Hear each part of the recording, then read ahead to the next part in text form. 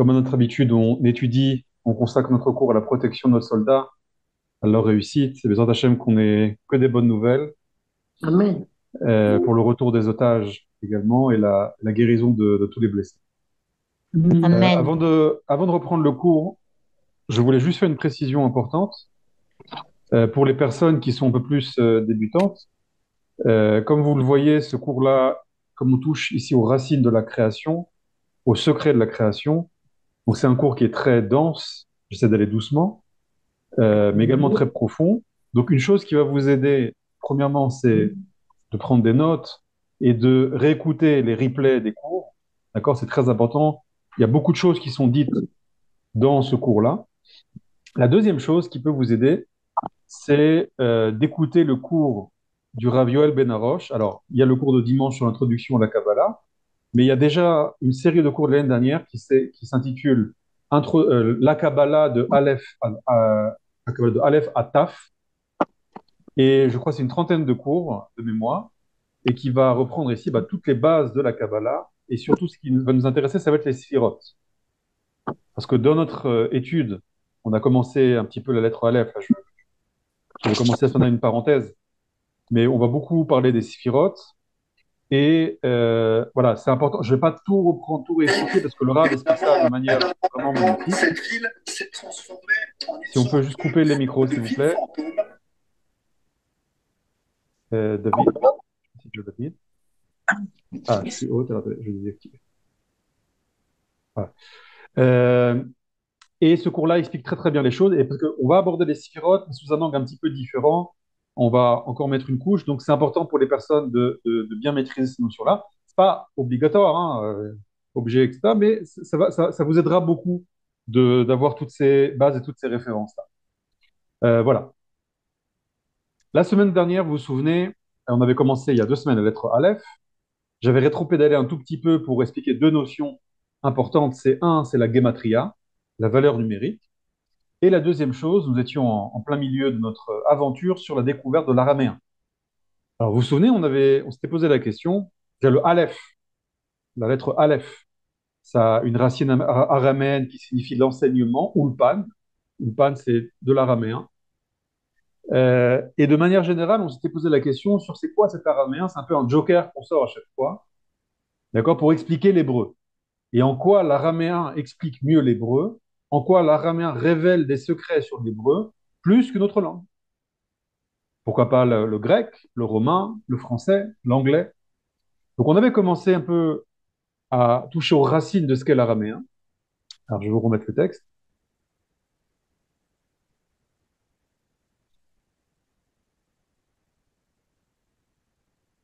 Voilà, on voit bien le texte, c'est bon? Alors on avait vu, je vais zoomer, ça c'était la gematria.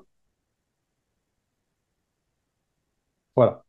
On avait déjà expliqué que euh, le peuple araméen fait partie de la lignée des Sémites, de Shem. Vous vous souvenez, Shem a 5 enfants, et il y a deux lignées qui vont nous intéresser. Les autres aussi sont intéressantes, hein. Ashur, c'est aussi un royaume qui va être important dans l'histoire du Tanakh, mais pour l'instant, on va se baser que sur Arparchad, qui va donner les Hébreux, et Aram, qui va donner les Araméens.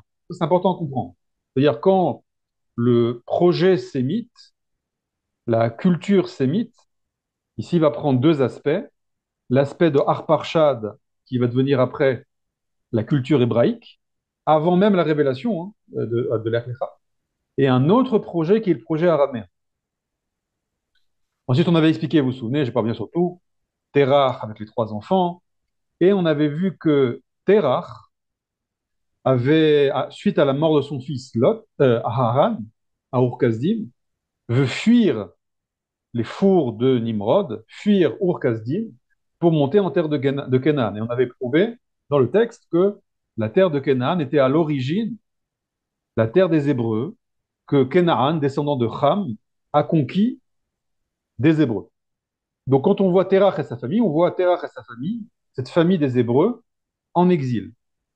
Et on a vu que Terach, on va reprendre la carte ici, voilà. Donc Ur-Kasdim, c'est là. Terah veut aller en terre de Canaan, il va monter jusqu'à Haran et il va s'arrêter là. Qui se trouve à Haran? Nahor.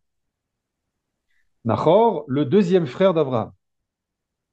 Et Terah, Nahor, Abraham et Lot, le fils de Haran, ont tous se retrouvés ici à Haran. Haran, c'est une des villes du royaume araméen. Et ils vont s'arrêter là, inclus Abraham, et ils ne vont pas monter en terre de Canaan. Pourquoi? Donc apparemment, dans cette culture araméenne, il y a quelque chose qui a attiré les Hébreux. N'oubliez pas que l'élan premier naturel de Terach, c'était de retourner sur la terre de ses ancêtres. Et finalement, il s'est arrêté là-bas. Et il est mort là-bas. Et Abraham s'est arrêté là-bas aussi. Et je peux même vous signer que si Dieu ne s'était pas révélé à lui, il serait sûrement aussi mort là-bas. Donc apparemment, cette famille des Hébreux est très très attirée par ce royaume de Haran. Et vous allez voir qu'ils sont tellement attirés par ça qu'on va avoir un combat historique entre la famille de Avram et la famille de Nahor sur comment doit-on révéler ce projet des Hébreux. Est-ce qu'à travers une nation kadosh sur une terre avec un rayonnement universel, c'est le projet d'Abraham, ou est-ce que par un projet cosmopolite, ça veut dire le projet des Hébreux, va se diffuser parmi les nations du monde.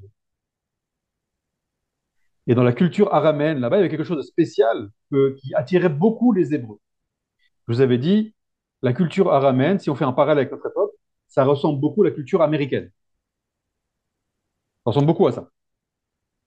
Donc on s'était arrêté là, il me semble, et on avait vu que doucement, doucement, cet antagonisme entre le projet d'Abraham et le projet de Nahor va s'intensifier et il va y avoir une sorte de guerre sur 3 générations pour savoir comment le projet des Hébreux doit se réaliser, à travers quel canal? À travers le canal de l'hébraïsme nationaliste universel ou à travers le canal cosmopolite araméen. Donc vous voyez que, avant même de continuer dans les versets, vous voyez que le projet araméen, c'est une sorte de, on appelle dans la Gemara une Hava Amina. Ça veut dire, dans le projet global du peuple hébreu, il y avait une pensée première que ce projet pouvait se réaliser à travers la culture araméenne. Les Hébreux ont vu, et pas n'importe lesquels, hein, Nahor, Terach, Abraham, ont vu dans la culture araméenne quelque chose, une sorte de génie, ce que les kabbalistes vont appeler une étincelle de sainteté, qui a priori, et encore une fois, le jeune Abraham a vu ça aussi, peut permettre la diffusion du projet des Hébreux. Et finalement, non. Et finalement, non. Donc vous voyez que Abraham va quitter la culture araméenne. Et cette culture araméenne va l'imprégner pendant 75 ans. Il va vivre dans cette culture-là, il va même former des élèves, et Sarai formera également des élèves dans ce contexte culturel. Et donc, l'hébraïsme abrahamique, ça va être un hébraïsme qui va sortir de la culture araméenne. Mais cette culture araméenne, elle va laisser une trace dans l'hébraïsme. Cette étincelle de sainteté que Abraham, Terach et Nahor ont vue là-bas, ça va laisser une trace dans le projet de Abraham. Donc tout ça, c'est pour retenir. Pourquoi après, le Zohar est en araméen, le Talmud en araméen, etc. C'est-à-dire qu'il y a une sorte de récupération de cette étincelle dans le projet d'Abraham. Vous allez voir que ça va prendre 3 générations jusqu'à que ça soit clair que le projet des Hébreux, ça va être le projet d'Abraham. Alors regardez maintenant dans le texte. Je continue. Dans la paracha de la semaine, Chayei Sarah, on a Abraham qui envoie son... Il s'appelle déjà Abraham, Sarah, il s'appelle maintenant Sarah. Il envoie son serviteur, son fidèle serviteur Eliezer, chercher une femme pour son fils Yitzhak. Et regardez ce qui est marqué ici. Vaïkach ha'eved asara gmalim igamei Adonav vayilech. Donc le serviteur, Eliezer, prend 10 chameaux des chameaux de son maître et il est parti. Vechol tuv Adonav beyado. Et tous les bienfaits de son maître dans sa main, c'est-à-dire qu'il a pris beaucoup de choses précieuses pour une sorte de dot pour la future femme de Yitzhak. Vayakom, il s'est levé, Vayelech, El Aram. Regardez bien ce que dit le texte. Il est parti vers Aram. Donc déjà, c'est intéressant. Abraham cherche une femme pour son fils. Première instruction, surtout, pas une fille de Canaan. Alors où je vais? Il dit, va vers Aram, dans la famille de mon frère. C'est intéressant.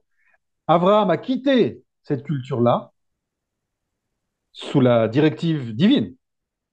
Mais quand son fils il doit se marier, il revient vers là-bas. Il revient vers cette racine-là. Et je vous rappelle que le Ramban dit c'est quoi Molad Techa? D'accord, quitte l'endroit de ta naissance. Le Ramban Nachmani dit c'est Aram. C'est la ville de Haran, dans le royaume de Haran. C'est-à-dire que Avraham, Nachor et Haran, Abraham et Nachor, parce que Haran est né à Okazim, sont nés là-bas. Il est né dans la civilisation des Araméens. Donc c'est un Hébreu né là-bas. Et Dieu lui dit quitte ça. Donc quand il choisit une femme pour son fils, il lui dit va à Aram. Et regardez ce qui est marqué ici, Aram Naharaim, d'accord? Les deux fleuves. Pourquoi les deux fleuves? Vous voyez, hein? Le Prat et le Hidekel, les deux fleuves. El Ir Nachor, vers la ville de Nachor. Je vous fais remarquer ici que Nachor ici s'appelle Nachor. Et je vous rappelle que Nachor, c'est un prénom hébreu. Retenez bien ça. D'accord? Une des preuves, c'est que dans la lignée des Hébreux, on a Shem, Arpachshad, Ever, Peleg, Réou, Serug, Nachor, Terach. Nachor, c'est le prénom du père de Terach, dans la généalogie des Hébreux. Donc Nachor, c'est un prénom hébreu, que Terach a donné à son fils, il a nommé comme son père, Nachor. Remarquez bien ici que Nachor s'appelle Nachor. Je continue. Mais Vatomer ele abad betu el anochi, ben, ah oui, alors là c'est lors de, j'ai sauté un petit peu, c'est lorsque Eliezer arrive au puits, il rencontre Rivka, il y a toute l'histoire avec le signe qui demande à Dieu, etc. Et il dit, mais qui tu es? Alors il dit, je suis Rivka, Bad Betuel Anochi, je suis la fille de Betuel. Je vous rappelle que Betuel, c'est de l'hébreu. Bat El, c'est de l'hébreu ici. Donc je suis la fille de Betuel, le fils de Milka, Asher Yalda et Nachor. Donc Betuel, ses parents s'appellent Milka et Nachor. Donc Eliezer rencontre une famille des Hébreux, exilés dans la culture araméenne, mais qui ont conservé leur prénom hébreu. On a Rivka, c'est l'hébreu, son père Betuel, et son grand-père Nachor et Milka. Tout ça, c'est de l'hébreu. Donc pour l'instant, Nachor et ses enfants essaient de révéler le projet des Hébreux. Je vous rappelle que les Hébreux avaient la tradition de la prophétie. On avait prouvé que Ever était prophète. Et voilà, on rencontre des Hébreux exilés là-bas. Bon. Ulrivka Ach Ushmo Lavan. Et on rencontre un autre personnage qui s'appelle Lavan. Lavan, c'est aussi de l'hébreu. D'accord? Vayarot, etc., etc. Je continue. Quand on change maintenant de paracha, tout d'un coup, il y a un changement. Alors, qu'est-ce qui s'est passé? Rivka, écoutez bien ce qui s'est passé. Rivka, maintenant, a été arrachée par Eliezer. D'accord? Il y a une négociation. Bethuel et Lavan ont dit non, non, mais peut-être que c'est mieux que Yitzhak vienne chez nous. Eliezer, non, non, non, non. J'ai reçu une instruction claire. C'est Rivka qui doit venir. Sinon, il n'y a pas de mariage. Et finalement, ils ont cédé. Alors, regardez ce qui s'est passé. Au moment où Rivka quitte cette famille des Hébreux exilés en culture araméenne, il va se passer une transformation chez eux. Juste après, dans la paracha de la semaine prochaine, Toldot, Vele Toledot Yitzhak ben Avraham, Avraham olid et Yitzhak, Vaï Yitzhak ben Arbaim Shana, donc Avraham a enfanté Yitzhak, Yitzhak avait 40 ans, Bekarto et Rivka, lorsqu'il l'a pris, il s'est marié avec Rivka, et regardez bien, c'est qui Rivka? Bad Betuel Ha'arami. Rivka, c'est la fille de Betuel, l'araméen. Tout d'un coup, le texte vient greffer cet hébreu qui s'appelle Betuel, et on l'appelle l'araméen. On aurait dû dire Betuel, Haïvri. Betuel, l'hébreu. Non, non, Betuel, l'araméen. Il est où? D'où il vient Betuel, le père de Rivka? Mipadan Aram. Il vient de Aram. Et c'est qui cette Rivka? Achot Lavan Ha'arami. Et le frère de Rivka, maintenant, il s'appelle Lavan Ha'arami, l'araméen. Donc, qu'est-ce qui s'est passé ici? C'est-à-dire qu'il y a eu ici une métamorphose. C'est que après que Rivka ait quitté cette famille des Hébreux exilés dans la culture araméenne avec leur projet cosmopolite, tout d'un coup, Rivka, elle appelait dans le Zohar la rose parmi les rousses. C'est-à-dire que Rivka portait en elle une sorte de dernière étincelle d'hébraïsme dans cette famille-là. Et dès qu'elle a quitté son père et son frère, tout d'un coup, l'araméen a bouffé complètement ces derniers Hébreux. Et leur projet cosmopolite de révéler le projet hébreu les, parmi les cultures du monde s'est transformé en assimilation aux cultures du monde. Et on passe de Bethuel, Lavan, les Hébreux, à Bethuel et Lavan, à Arami, les Araméens. Donc ici, il y a tout d'un coup une perte d'identité. Donc le texte veut nous indiquer que ce projet, cette culture araméenne, qui était très attirante pour les Hébreux, va se terminer doucement, va commencer à muter vers une assimilation. Je continue. Donc là, on a vu que maintenant, ils ont conservé leur prénom hébreu, mais on leur greffe l'adjectif d'araméen, et ça va aller en empirant. Regardez, on a dans la paracha de Vayetse, Yaakov qui va fuir son frère, et ça, donc une génération après, d'accord? Il va fuir son frère Esav, qui veut le tuer. Où est-ce qu'il fuit? Où est-ce que sa mère Rivka lui dit de fuir? Va chez mon frère, à Aram, encore une fois. C'est intéressant.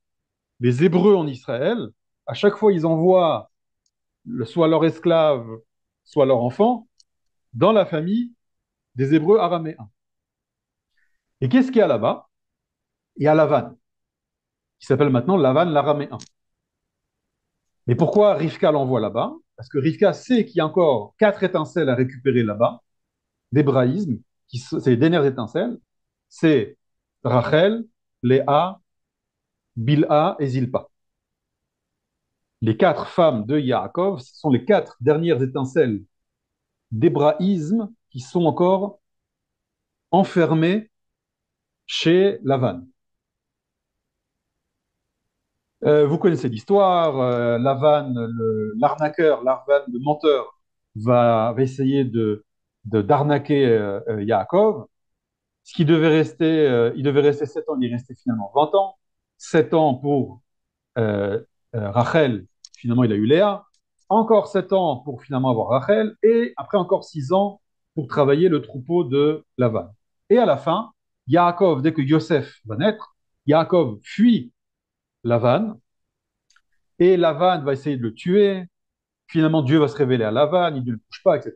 Et à la frontière entre Aram et Israël, ils vont faire une sorte d'alliance, de pacte de non-agression.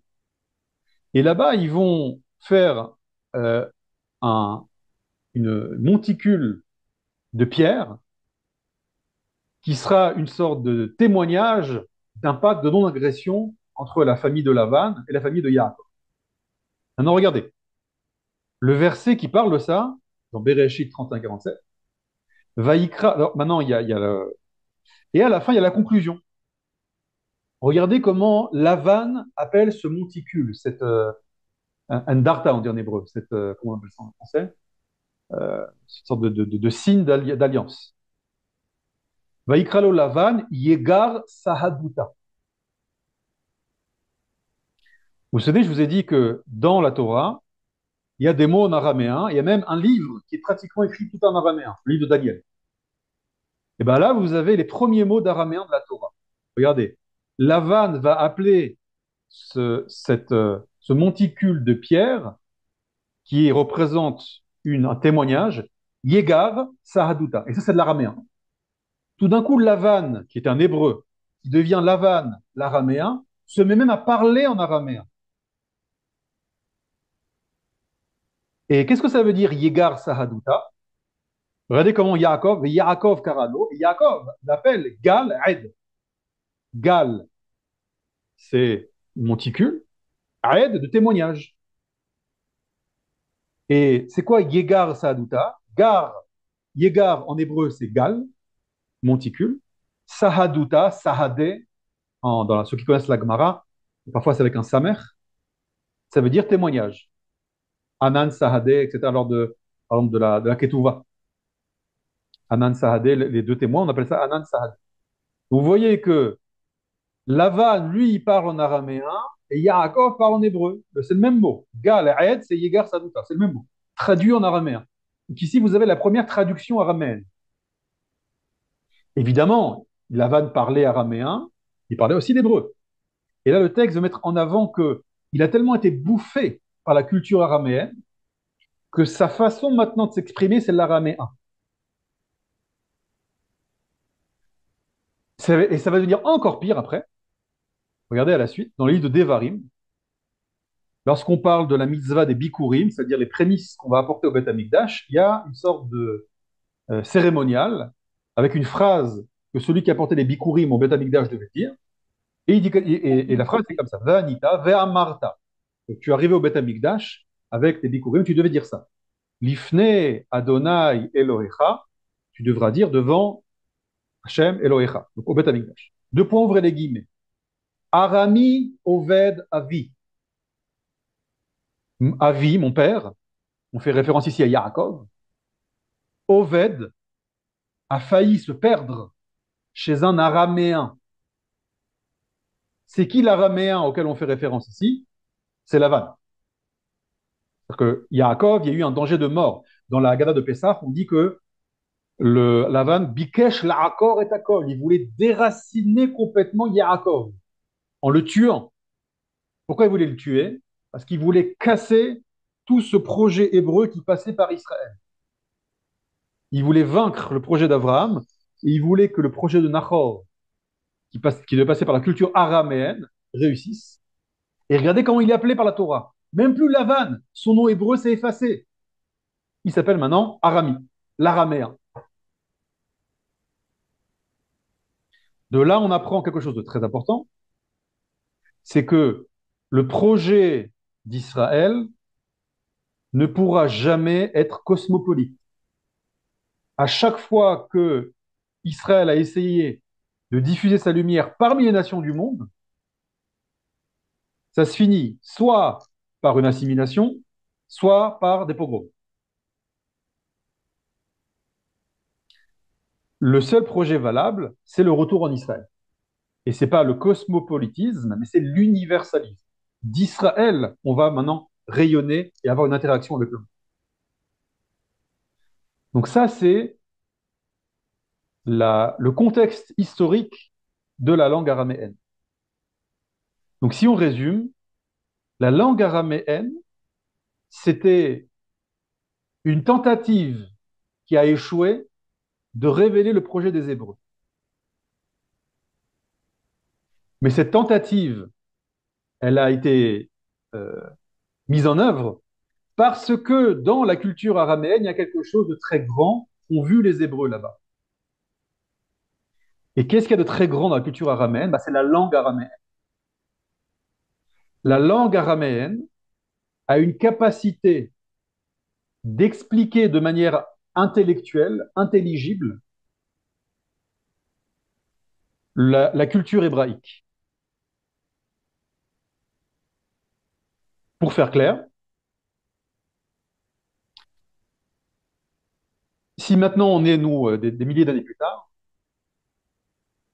l'hébreu, ça va être la langue du conscient la langue hébreu. Ça va être la langue du monde du conscient des Hébreux, du peuple hébreu. L'hébreu va être la langue de l'expérience prophétique. Dieu va se révéler, va communiquer avec Israël, révéler sa volonté en hébreu. Israël va communiquer avec Dieu en hébreu. Donc l'hébreu, c'est la langue de l'expérience prophétique. C'est la langue du conscient du monde hébreu. Et l'araméen, ça va être la langue de l'explication, du subconscient hébreu. Je vous donne un exemple. Euh, Là, je parle avec deux langages.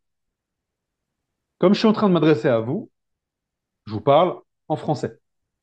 Donc, le langage de mon dévoilement, le langage de notre conscience à tous, là, c'est le français.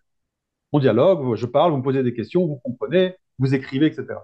Donc, le français ici, ça va être la langue de notre rencontre, la langue de notre expérience de rencontre, la langue de vie.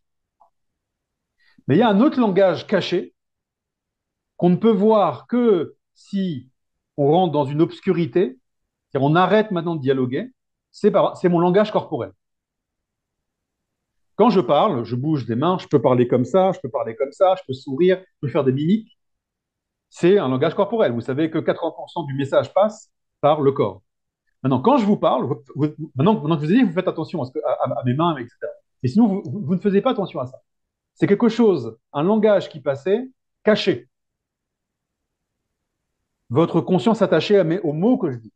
Et votre attention s'attachait à une autre langue, mon langage corporel. Mais ces deux langues interagissent en même temps.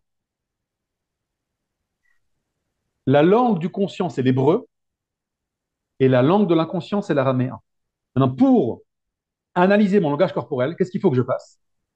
Il faut qu'un psychologue arrive, spécialiste de langage corporel, et euh, se remette maintenant, analyse froidement la manière dont je parle. Cette analyse froide, c'est une sorte d'exil. Là, on vit une Géoula, on vit une rencontre vivante. Si quelqu'un vient, un journaliste ou un psychologue vient analyser maintenant notre dialogue, c'est plus maintenant une Géoula, c'est de l'exil, c'est de l'obscurité. Il ne vit pas les émotions qu'on est en train de vivre. Il analyse juste froidement les mains de Nathaniel, le ton, la tonalité de Nathaniel, etc. C'est froid, c'est l'exil. C'est pour ça que chez les kabbalistes, l'hébreu va représenter le visage, la lumière, et l'araméen va représenter le achor, ce qu'on appelle, c'est-à-dire le côté obscur.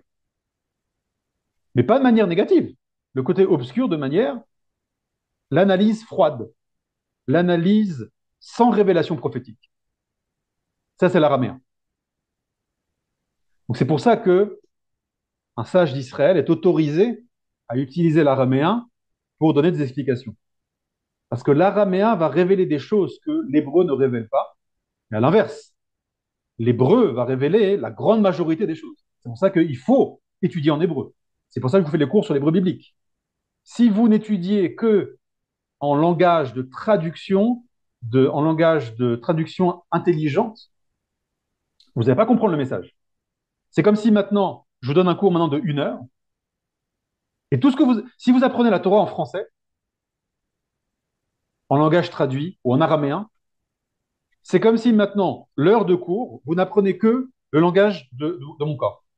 Vous n'entendez pas du tout ce que je dis, vous n'entendez aucun mot, le son est coupé, et vous n'analysez que mes mouvements. Vous allez apprendre des choses, mais ce n'est que mes mouvements. Vous perdez tout le message, tout le cœur de mon message. Donc ma parole ici en français, c'est l'hébreu de la Torah, et le langage de mon corps, c'est l'araméen. Est-ce que c'est clair? Je vais 2 secondes s'il y a des questions. Devons-nous apprendre l'araméen? D'abord, apprenez l'hébreu. C'est Ok. D'abord, apprenez l'hébreu. Et écoutez, l'araméen, c'est un vrai plus parce que, comme je vous ai dit, d'ailleurs, excusez-moi, juste avant de répondre à cette question-là, vous remarquez une chose. Les textes j'allais dire, création artistique sont en hébreu. Le Tanakh, la Bible est écrite en hébreu. Donc la langue de la révélation prophétique, c'est l'hébreu. La Mishnah, le texte créé, d'ailleurs c'est toujours en Israël est en hébreu. Le texte de la Torah orale est en hébreu. Mais le commentaire est en araméen. D'accord? Comme disait Manitou, le commentaire de la Mishnah, c'est le Talmud, qui est en araméen, et le commentaire du Tanakh, de la Bible, c'est le Zohar, qui est en araméen. C'est le véritable commentaire. L'âme du Tanakh, c'est le Zohar, qui est en araméen. Donc, faut-il apprendre l'araméen? D'abord, apprenez l'hébreu, et après, évidemment, l'araméen, c'est un plus. D'accord? C'est un plus, euh, mais c'est pas prioritaire. C'est comme si vous me disiez, est-ce qu'il vaut mieux maintenant que j'écoute le cours de Nathaniel ou que j'étudie son langage corporel? Non, d'abord écoutez le cours. Le langage corporel, ben, vous allez comprendre d'autres choses. Le Talmud Yerushalmi, il est écrit aussi en araméen? Ken, aussi. Ok. Euh, qui sont les maîtres qui ont expliqué cette fonction de l'araméen? Qui sont les maîtres qui ont expliqué cette fonction de l'araméen? Tout ce que je viens de vous dire déjà, c'est tiré de l'enseignement de Manitou, qui est tiré lui-même du texte. C'est-à-dire, j'ai vraiment essayé de donner aucune source. Je vous ai pas amené des rachis, je vous ai pas amené de etc. Vraiment, je voulais vous montrer comment la Torah vous présente l'interaction entre les Hébreux d'Israël, Abraham, et les Hébreux de Haran. D'accord? Évidemment, il y a des sources à tout ça, il y a le Midrash, il y a des sources de Kabbalah, tout ce que je viens de dire, etc. Mais voilà. Je voulais vraiment vous montrer, vous m'attacher vraiment aux mots de la Torah. C'est la façon dont Hachem a présenté la dialectique, l'interaction qu'il va y avoir entre Abraham et Nahor, les descendants d'Abraham et les descendants de Nahor. Il y a une chose que je voulais vous dire sur l'araméen, ce que je voulais vous dire. Hop, j'ai oublié. C'est un moment. Alors, est-ce qu'il y a d'autres questions? Alors, pourquoi la Gemara est en araméen? C'est ce que je viens d'expliquer. Parce que la Gemara, ce n'est pas le langage créatif, vivant de la Torah orale. Ça, c'est la Mishnah, et c'est en hébreu. La Gemara, hein, c'est l'explication intellectuelle. C'est le revers de la médaille. C'est le côté achor, le côté sombre. C'est pas péjoratif, sombre, ici. D'accord? La Mishnah, c'est la transmission de la Torah orale. Je vais transmettre ça, et ça, et ça. Et la Gemara, ça va être l'explication de ce qui était transmis. Mais ce n'est pas la transmission elle-même. La transmission elle-même se fait en hébreu. Donc là, le dialogue entre le maître et l'élève, entre Hachem et Moshe, entre Moshe et ses élèves, et entre toutes les générations, se fait en hébreu, pas en araméen. La transmission de la tradition elle-même, vivante, ça c'est en hébreu, dans la Torah orale. L'explication, on va se faire en araméen. C'est ça l'araméen. D'accord? C'est pour ça aussi que ça révèle des secrets. Il y a des choses qui sont cachées. De la même manière que une personne qui connaît bien le langage du corps, il y a comment on appelle ça? Les choses du visage, pas les mimiques, j'ai oublié, et ben va savoir des choses. Va savoir, va apprendre des choses. Physionomiste. Non, pas physionomiste. Il y a des gens qui analysent vous savez, Les mouvements. micro-expressions, les micro-expressions, voilà, les micro-expressions du visage. Donc, il y a des personnes qui savent analyser les micro-expressions du visage et on peut savoir beaucoup de choses par rapport à ça. Mais c'est pas c'est pas le cœur du message qui est transmis ici. C'est des choses annexes, des choses qui sont derrière. Ça, c'est l'araméen.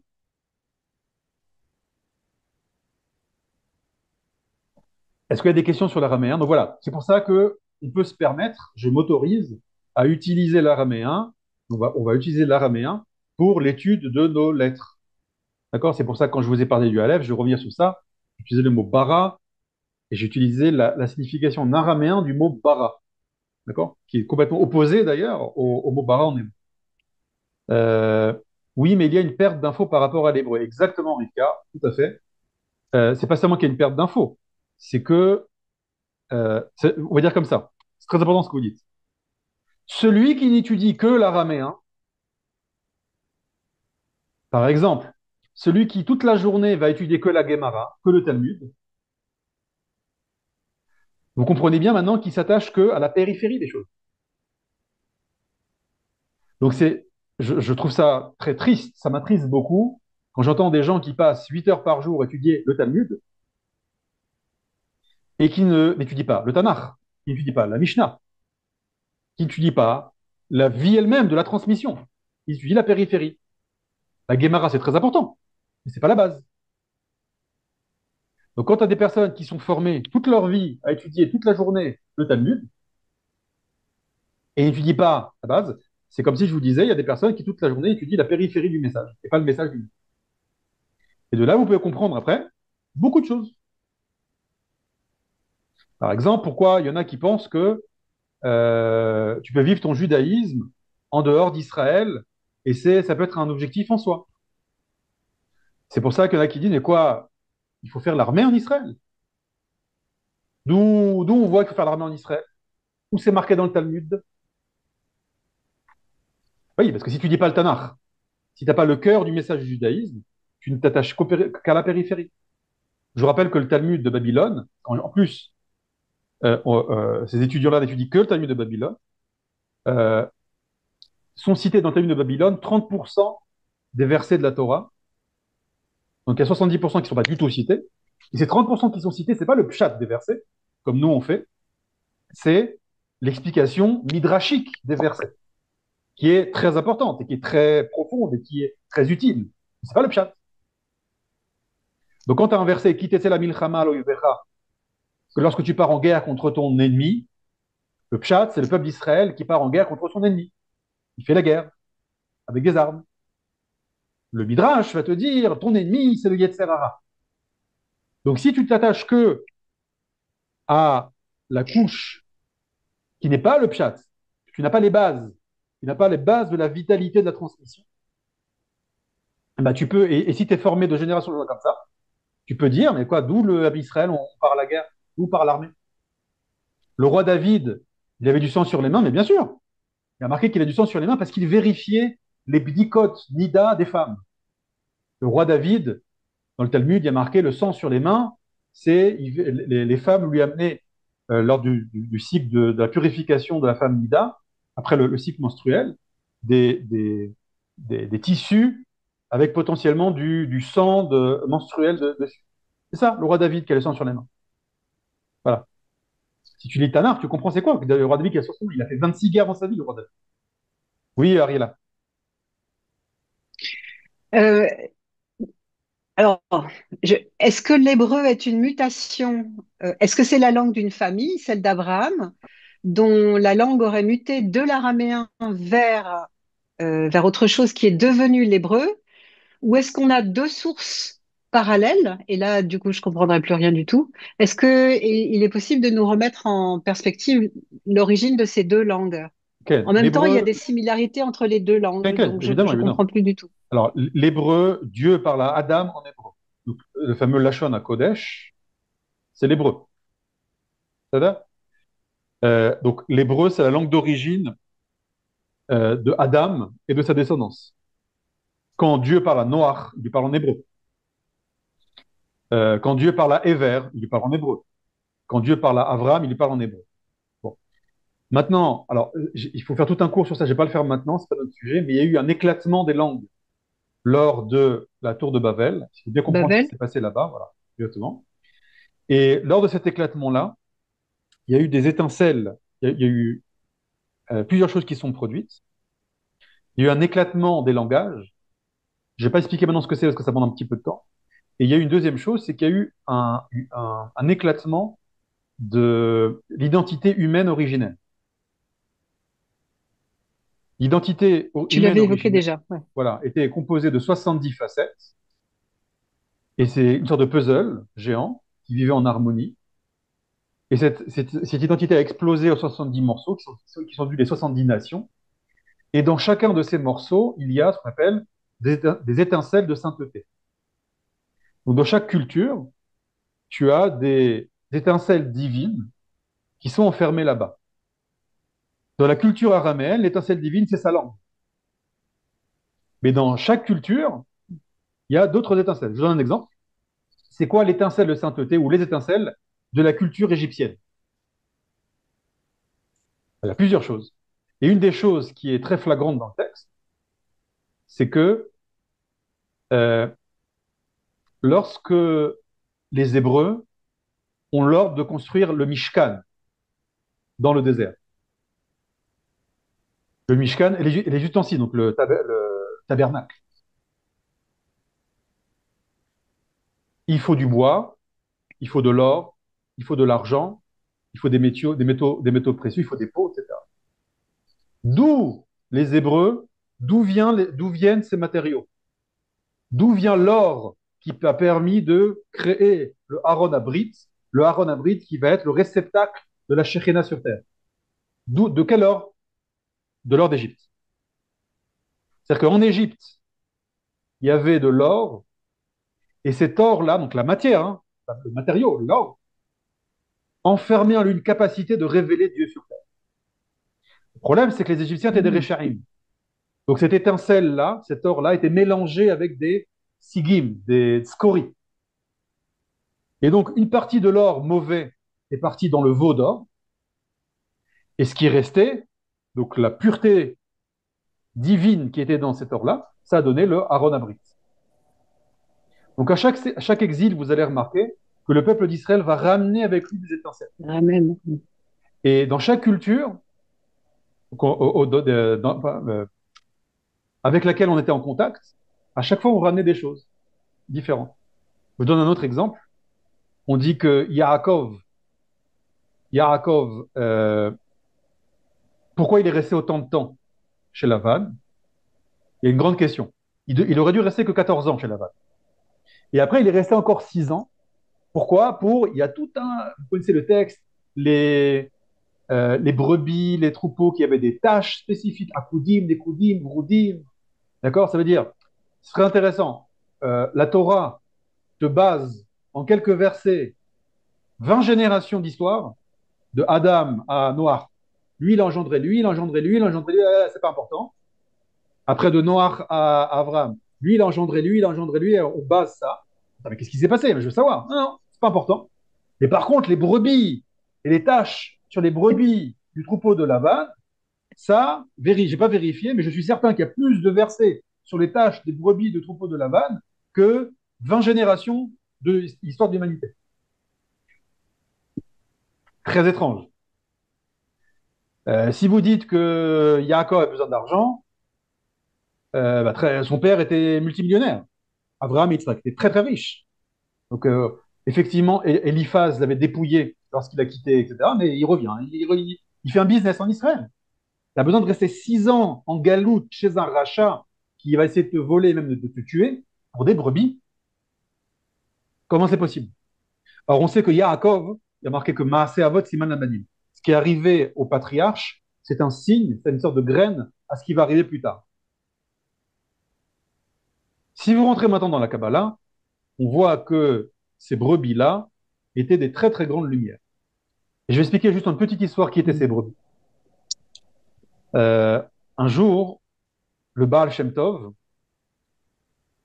vous savez que le maître du chassidisme, vous savez que chez les chassidim, il y a une grande importance au nigun. Au nigun, c'est un chant, c'est-à-dire même kabbalistique, extrêmement profond, qui permet une élévation de l'âme, une connexion à des dimensions très élevées. Le nigun. Un jour, le Baal Shem Tov se met à chanter un nigun avec une ferveur particulière. Ce nigun-là, les élèves qui étaient autour pendant le tish chassidique ne connaissaient pas. C'est la première fois qu'ils entendaient ça. Et les élèves témoignent, de là on a ce témoignage-là, qu'ils ont vu le visage de leur maître, le Baal Shem Tov, rayonner, s'éclairer, et ils ont vu une lumière extraordinaire remplir la pièce du fait que leur Rav chantait ce nigun extraordinaire. À la fin du nigun, un des élèves pose la question: Rabbeinu, d'où il vient ce nigun extraordinaire? On a ressenti des choses, ça nous a touché au cœur. D'où il vient? Le Baal Shem Tov leur répond: lorsque j'étais une brebis dans le troupeau de Yaakov, le soir, Yaakov rentrait éreinté de la journée de pâturage. Il nous réunissait autour de lui sortait sa flûte ou sa harpe et commençait à nous chanter des chansons. Et bien cette chanson-là, ce nigun-là, c'est la chanson dont je me rappelle que Yaakov chantait quand j'étais une brebis dans son troupeau. Traduction, qui étaient ces brebis-là? C'étaient des âmes enfermées dans ces brebis que Yaakov, avec son regard perçant, a vu, dont l'âme du Baal Shem Tov que Yaakov a récupéré. C'est pour ça qu'il est resté là-bas, parce qu'il voulait en fait que sur le dernier exil d'Israël, récupérer tout ce qu'il avait récupéré, et c'est fini, il n'y aura plus d'Égypte. Malheureusement, ça a échoué. Et si vous remarquez bien, à chaque exil, à chaque fois qu'un Hébreu part en exil et revient, il ramène avec lui quelque chose. Abraham, qu'est-ce qu'il ramène? Agar, il ramène la servante. Fille de Pharaon, il la ramène avec lui. Ça va donner Ishmaël. Et il ramène des esclaves, de l'or, de l'argent, etc., etc. Yaakov, Yitzhak, Baruch Hashem, lui, il est toujours resté en Israël. C'est le seul patriarche qui est jamais sorti. Yaakov va ramener ses 4 femmes. C'est aussi des étincelles dont je vous ai parlé. Et le troupeau de Lavan. Le Ham Israël va ramener l'or, l'argent, les matériaux précieux euh, euh, de, de l'Égypte. Après l'exil de Babylonie, on a ramené, entre autres, le nom des mois. Vous savez que le nom des mois, Nissan, Iyar, Sivan, etc., c'est pas de l'hébreu. C'était le nom d'idoles babyloniennes. Les noms d'origine sont marqués dans la Torah. Il y a Chodesh Ziv, Chodesh, j'ai oublié. Il y a des noms hébreux, c'est les noms d'origine sont marqués dans la Torah. Pas les 12, mais, sont pas les 12. Mais les noms, les 12 noms des mois, c'était des noms d'idoles babyloniennes que le peuple d'Israël a ramenés, pas les idoles, mais les noms. Il y avait quelque chose enfamé dans ces noms-là. Et on a lié ça aux 12 mois. Alors pourquoi je n'ai pas expliqué ça maintenant? Et la question qu'il faut se poser maintenant, c'est qu'est-ce qu'on ramène maintenant de notre dernier exil? Et ça, je vous laisse en shiur baït, en devoir à faire à la maison. Qu'est-ce qu'on ramène de ce dernier exil en Israël? Tov. Euh... Ah, Ariella L'esprit tentait critique. comment? L'esprit critique. Oui, l'esprit critique, vous pouvez dire la philosophie, vous pouvez dire il y a Ouais. plein de choses. Ok. Euh, Top. J'ai fini sur l'araméen. Donc maintenant, Toda. Il y avait une j'ai. question, Rav. Le Ken. Kaddish est en araméen, pourquoi? Quelqu'un a posé. Sheila. Ken, le Kaddish est en araméen. Alors, est-ce que je réponds à cette question? C'est ce que si je réponds, je vais répondre rapidement. Euh, la fonction du Kaddish, c'est une prière qui permet l'élévation des mondes. Je fais vraiment en 2 phrases, hein. C'est un sujet qui prend des années à étudier, mais en 2 phrases. Euh, Lorsqu'on passe de monde en monde, lorsque notre prière va passer de monde en monde, vous remarquez à chaque fois le Kaddish dans la prière, c'est après un segment de la tefila, un morceau de la tefila. On passe des korbanot, après il y a un Kaddish. On fait les psuké des Imra, Ashrei Yevetecha, les Teilim, après il y a un Kaddish. Après, en troisième phase, on rentre dans le schéma Israël et ses brachot, d'accord? Et après, on arrive au dernier niveau, c'est la Hamida. Donc, on monte on monte dans 4 mondes, etc. À chaque fois qu'on passe un monde, il y a des anges qui gardent qui sont les anges protecteurs, gardiens de chaque monde. Et on dit que les anges ne comprennent pas l'araméen. Je fais une petite parenthèse, je termine juste ça.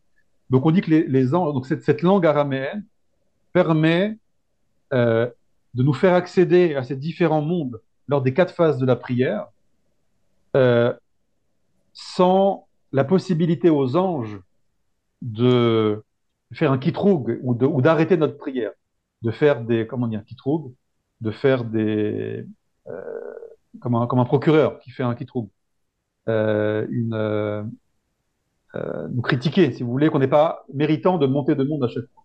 Donc l'araméen a une très grande force, d'accord, de passer entre les mailles des filets des anges qui n'arrêtent pas notre prière pour accéder directement à ça. C'est vraiment une phrase de ce qu'est l'araméen, de ce qu'est le Kaddish. Pardon. Tov, est-ce qu'il y a d'autres questions sur l'araméen? Après, je reprends il reste 10 minutes. Bah, on peut passer un peu aux questions si vous voulez. S'il y a des questions. Oui, Claude Claire? Le micro? Le micro? Oui, Oui, allez-y. Non, c'est reparti. Oui. non, toujours pas. Ah, c'est bon là. Non? Oui. Non? C'est Voilà. tout. On touche plus, on touche plus. Ouais, Allez-y. c'est plus une question sur l'hébreu. Je me demandais si l'hébreu tel qu'on le connaît, en tout cas les lettres telles on les voit aujourd'hui dans les Sefer Torah, ce sont les lettres qui étaient depuis toujours, parce que il m'avait semblé que dans les manuscrits de Qumran, les lettres sont un peu différentes. Ken. Alors, Claude Claire, je vous invite à écouter le premier cours du replay sur l'hébreu biblique que j'ai donné. J'ai parlé de ça. Les deux Ah, d'accord. écritures. Et j'ai parlé, voilà, j'ai parlé de ça là-bas. Vous allez voir, j'ai tout expliqué avec les sources qui parlent de ça. D'accord. D'accord? Ok. Parce qu'il y a ce qu'on appelle, ce que vous dites, c'est en fait, c'est l'hébreu antique. Le Hmm. peuple hébreu parlait, écrivait dans un hébreu antique, qui ne sont pas les mêmes lettres que les lettres ici qu'on appelle ashurites. D'accord? Et j'ai expliqué là-bas en détail ce que c'est. Donc ceux qui n'ont pas écouté, je vous invite à... Et le secret des D'accord. lettres, c'est ces lettres-là dont Aleph, Bet, Gimel qu'on voit ici. C'est pas le langage des Hébreux Achoué. ashurites. D'accord. Oui, Rivka. Excuse-moi, juste avant, Ariela, j'ai répondu à ta question, c'est bon, par rapport à l'hébreu? C'est bon? Ok. Oui, Rebecca, le micro, une seconde. Vas-y, essayez. Voilà. Ouais, Est-ce c'est qu'on bon. peut dire qu'il y a quelque chose à voir avec l'inconscient dans l'araméen par rapport à l'hébreu? C'est ce que j'ai Oui ou dit? non? C'est ce Oui. que j'ai dit? Ah, d'accord. Et J'ai c'est dit. quoi ça, justement? Je veux dire, Comment? cette façon, c'est-à-dire qu'il y a quelque chose de plus profond? Alors, la façon dont je parle et dont j'agis dans le monde est régie par deux domaines de conscience. Mon domaine conscient, ma dimension conscience, et mon subconscient, inconscient, moins, appelez ça comme vous voulez. Les deux vont agir sur moi. Ok? Il y a une dimension de ma conscience qui est révélée et une dimension qui est cachée, le subconscient. C'est-à-dire, je vais réagir, parler par rapport également à des choses subconscientes que moi, je n'ai même pas conscience. Justement, parce que c'est inconscient. C'est pour ça que les kabbalistes disent que l'hébreu, c'est le visage, c'est le monde du conscient, c'est la révélation, le dialogue avec Dieu. Et l'araméen, c'est le achor. D'accord? Quand ils disent achor, on peut peut-être traduire ça par subconscient. D'accord? Merci beaucoup. Avec plaisir. Ok, est-ce qu'il y a d'autres questions?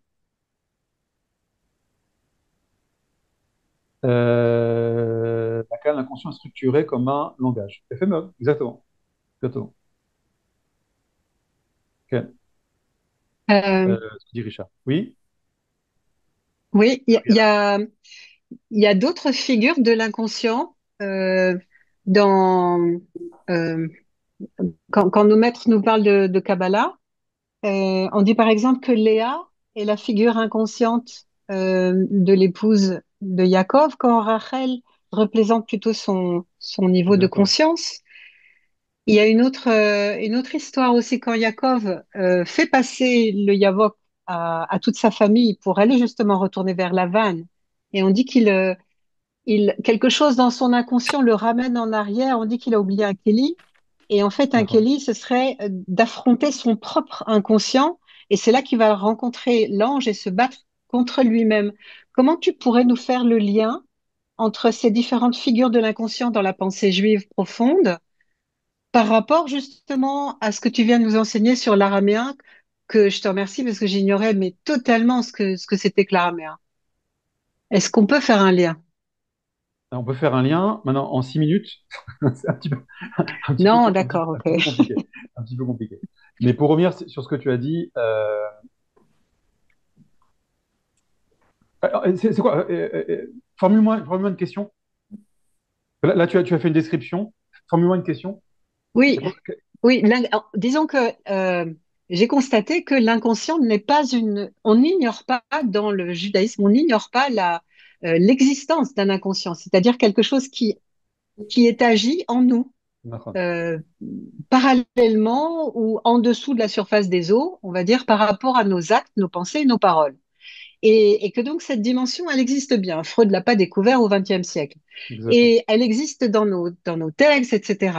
Et ce que je n'arrive pas à faire, c'est peut-être avec ce qu'on a pu en apprendre justement depuis le XXe siècle, comment faire le lien entre ce qu'on a pu en apprendre au XXe siècle et ce que nos textes nous en disent, et ce que tu viens de nous dire sur cette part cachée, cette part derrière, qu'on doit absolument aller Ok, chercher, en fait. On doit j'ai compris, j'ai compris. absolument l'intégrer, en fait. Alors regarde, en fait, pour te répondre rapidement, parce que pour répondre vraiment, il faut du temps, mais pour te répondre rapidement, je vais revenir directement à la racine. Quand tu ouvres dans les textes de Kabbalah, on te parle de donc, la structure des séphirotes, et dans ces séphirotes, les lumières qui vont être diffusées dans ces séphirotes, il y a une chose qui revient tout le temps, c'est que chacune de ces lumières a toujours deux dimensions. Panim ve'achor, à chaque fois. Quand on parle de toutes hein, les lumières les plus hautes, les séphirotes les plus hautes, d'accord? Il y a toujours panim ve'achor. Même la séphira elle-même, elle a panim ve'achor. Elle a une dimension extérieure et une dimension cachée. Donc, quand tu comprends ça, que dans la structure même de la racine de la création, dans les dimensions les plus élevées, tu as toujours euh, comment dire, une tension, une tentative d'équilibre entre une dimension cachée et une dimension dévoilée. Par exemple, or makif, or pnimi, une notion aussi de Kabbalah. D'accord? C'est quoi or makif, or pnimi? Or makif, c'est la lumière qui entoure, qui est visible. D'accord? Or pnimi, c'est la lumière qui est à l'intérieur, qui n'est pas visible. Donc à chaque fois, tu as la lettre elle-même. Regarde, tu as le noir de la lettre et tu as le blanc de la lettre. Tu as Que tu ne nous as pas enseigné encore. Ah, pas encore, mais ça va venir. C'est un autre cours. D'accord? Tu as le noir de la lettre, ça c'est le panim, et tu as le blanc de la lettre. D'accord? Et tu as même une dimension encore cachée, tu as la lettre de feu, comme je dis. Donc en fait, pour répondre à ta question, c'est quand si tu vois que dans la racine, tu as toujours panim ve achor, makif et pnimi, ça veut dire une dimension cachée, une dimension dévoilée, ça veut dire que tout ce qui va découler de cette structure spirituelle a toujours une part cachée, une part dévoilée. Ça peut être un être humain, évidemment, c'est clair, mais ça peut être un minéral, ça peut être un végétal, ça peut être une planète, ça peut être des extraterrestres s'ils existent, etc., etc. Tu auras toujours une partie cachée, une partie dévoilée, une partie panim, une partie achor, une partie hébreu, une partie araméen. Toujours, toujours, toujours. Et pour comprendre vraiment quelque chose, il faut que tu accèdes à ces deux degrés-là, la partie cachée et la partie dévoilée.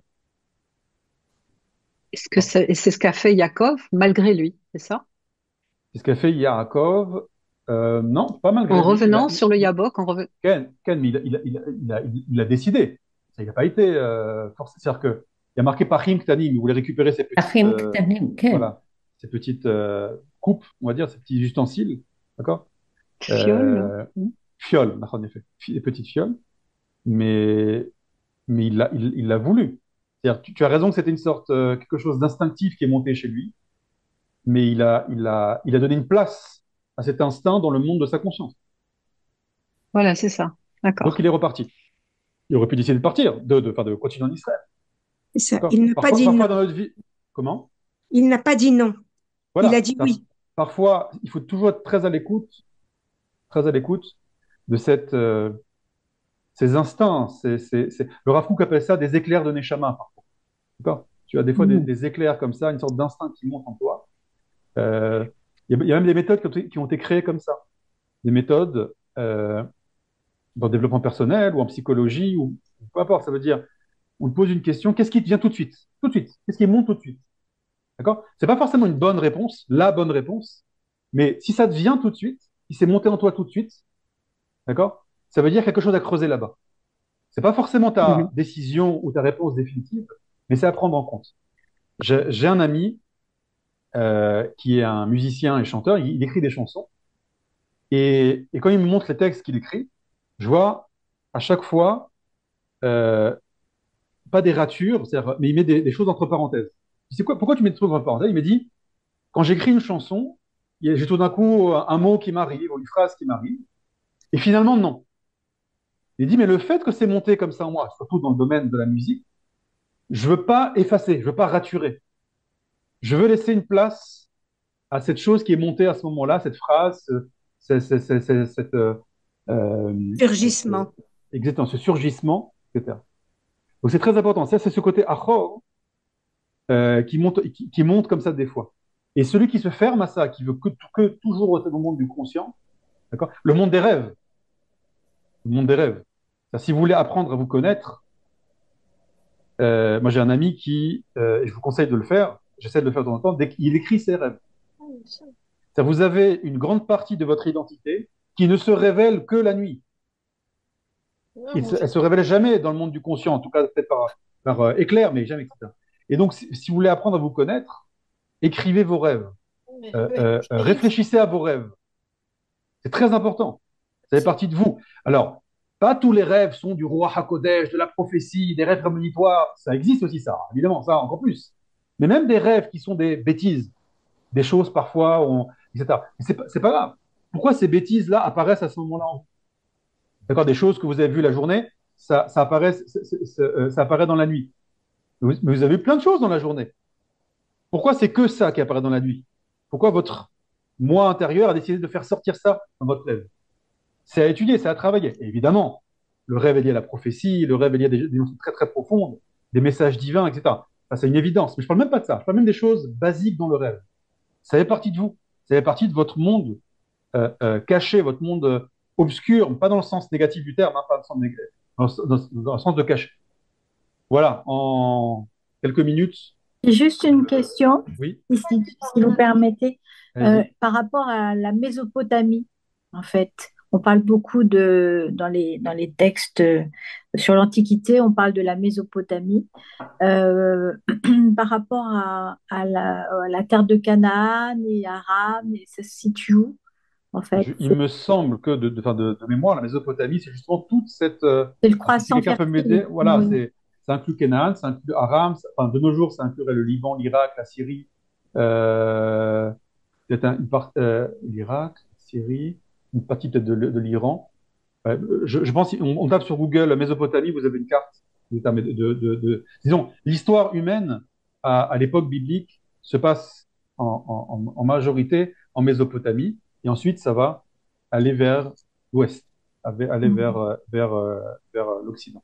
Ça part de l'Orient, ça part vers l'Occident. D'ailleurs, il y a un très beau cours de Manitou sur ça, qui explique en fait le monde de l'Orient, le monde de l'Occident. Israël se trouve Au milieu. exactement à l'équilibre.